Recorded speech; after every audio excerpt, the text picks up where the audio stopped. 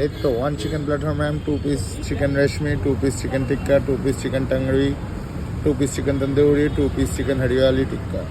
এটা নিবি? এই ले लो फिर। এটা একটা।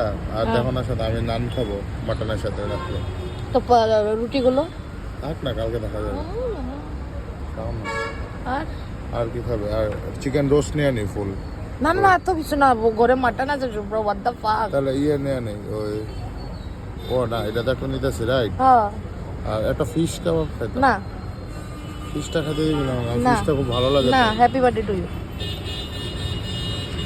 এই ওই তো কি?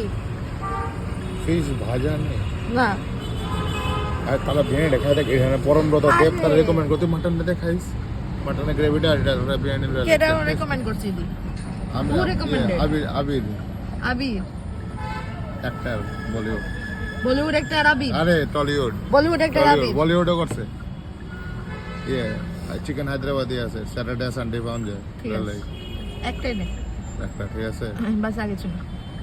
আমি এক্সট্রা একটা একটা চিকেন ঘাট। মদের লগে একটা ডিম কমো তোরটা এক্সট্রা একটা ডিম একটা আলু। আর কিছু না।